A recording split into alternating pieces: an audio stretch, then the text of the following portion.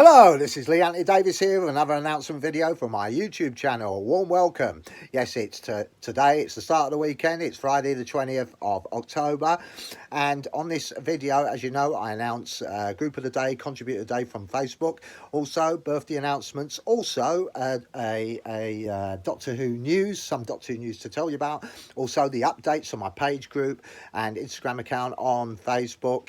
Also, I've got the Hammer Horror DVD collection selection along with the Blu-rays as well to go with it.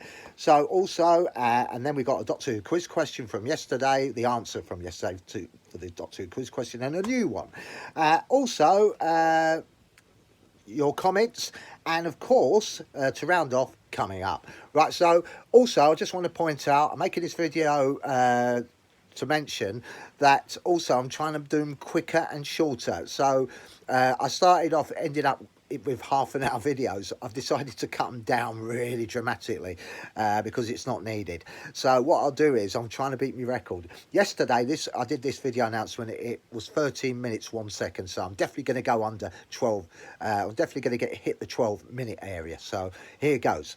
So let's get on with it. Right, okay then. Right, we'll start off with Group of the Day. Group of the Day for Thursday, the 19th of October, goes to fans of The Master on Facebook. Well done to them. And contributor of the day, that's the ones that post regularly and stuff, and for that day as well, that I saw most of. Contributor of the day for Thursday, 19th of October, goes to Phoebe Stocks. Well done to her.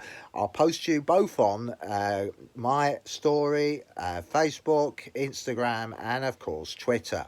Right, moving on, it's birthday announcements time. Here we go. Celebrating their birthdays today is Amy K. I think it's Amy K. That's pronounced. Altavia Frank Homan Morsigo. What about that then? Apparently that's his name, but I think it's his handle. Who knows? But he's celebrating his birthday. Also, there's Benno Phonefelt celebrating his birthday as well. And finally, the last one, Mark Aaron, who's now 63 today. So well done to all of them. Hope you have a very special day from me and my subscribers. Right, okay then, moving on to some Doctor Who news. The BBC bosses, right, have admitted that there are a lot of lost episodes out there, but the collectors who've got them will not release them.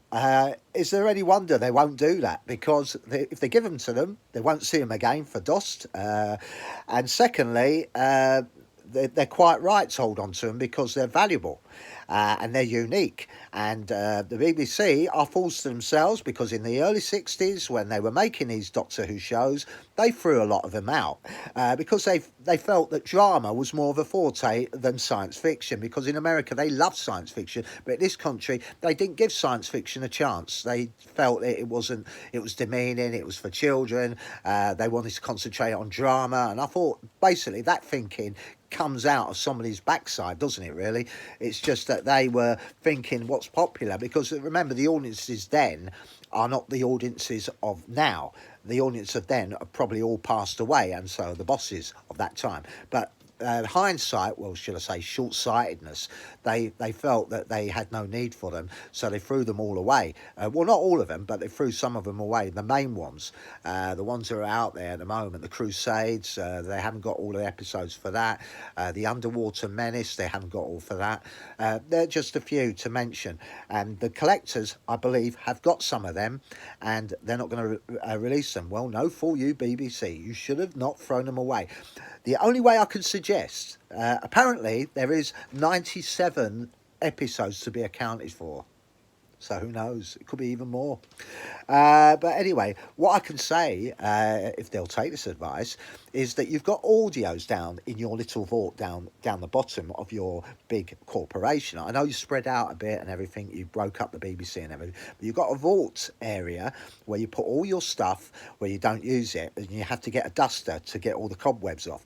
Anyway, what I suggest is you make animations like you have done with the Abominable Snowman, the Fury of the Deep, just to cover yourselves, because that is the way you should do it. Usually audios are a good way of starting off the platform, then moving on to something else, such as still pictures, and then getting a bigger picture. You've got brain boxes there, I'm sure you can do it, and the technology is definitely there to bring them all together.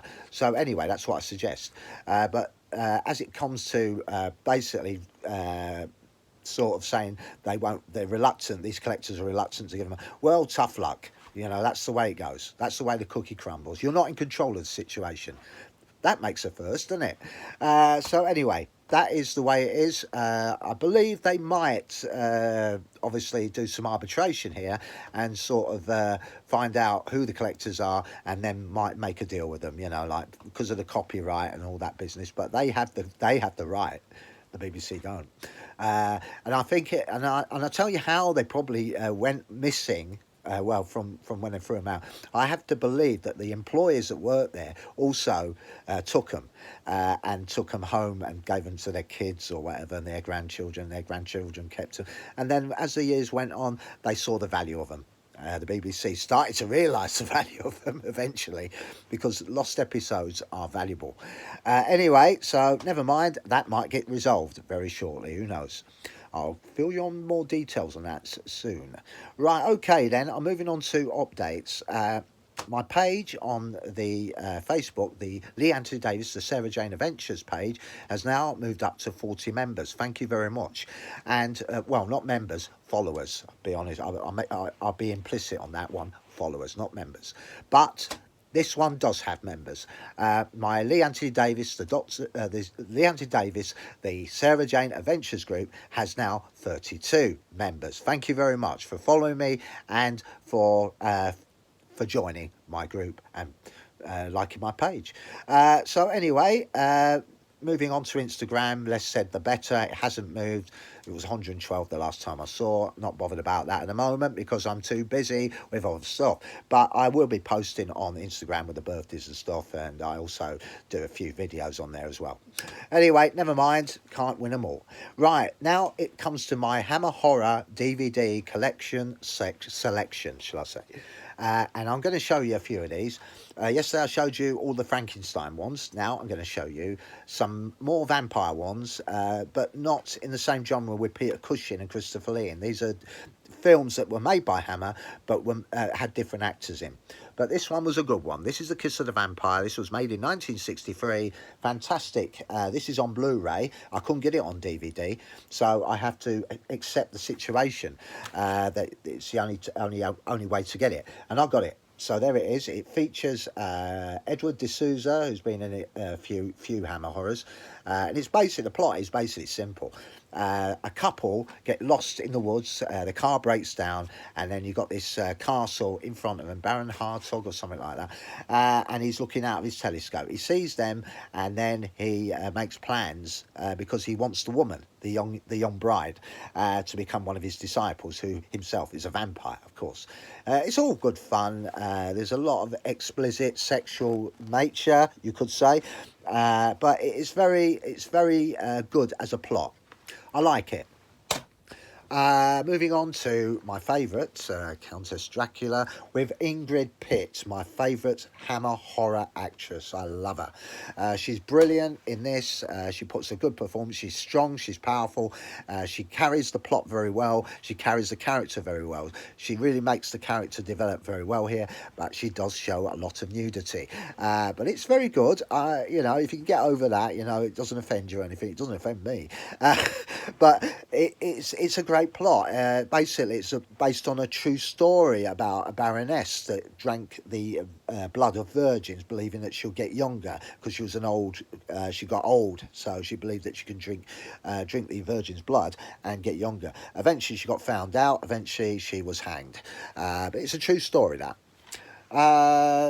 This was another one with Ingrid Pitt, as you know. This one is called The Vampire Lovers. It's got Kate Amara, sadly passed away. It's got Madeline Smith. Yes, she appears. She pops up in a lot of Hammer horror films, and of course Ingrid Pitt herself. Great film. Has plenty of, shall I say, sexual referencing, and plenty of this and plenty of that, but not too much. I mean, it's soft compared to today's films that you get with a lot of nudity. So it's a great plot. It's great fun. It's action all the way, and it's basically Ingrid Pitt sinking her teeth into the young, beautiful women.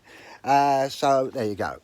Here we go. Lust for a Vampire. This is Jut Stungard. This was apparently the time when Hammer was struggling against the big productions over in America, and they were making these films to bring back the audiences. But unfortunately, it worked only for a little, but then it started to dip, and eventually the money and the financing ran out, and then they had to sort of go on a shoestring budget to make it, but they weren't popular anymore by the end of by the mid-70s, and that's when they shall I say, wound up the whole thing.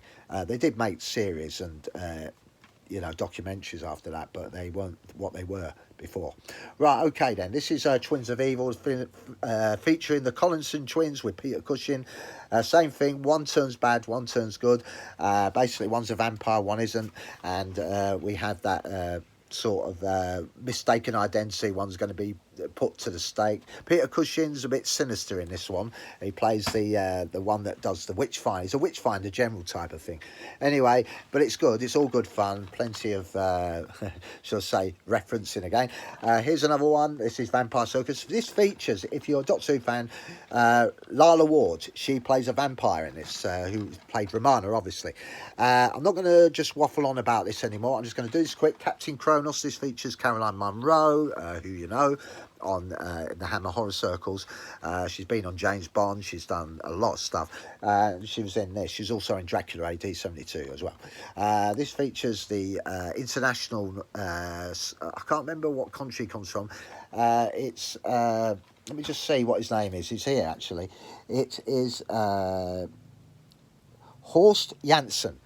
Who's a famous international actor, and they managed to get him to do this. And it also features another famous Hammer horror actor who pops up in these films, John Carson, who's in Plague of the Zombies. But anyway, good film. It's all right, swashbuckling all the way. It's sword fighting, of course, but with a touch of vampirism. Right, okay then, that's it. I'll show you some more from my DVD collection tomorrow.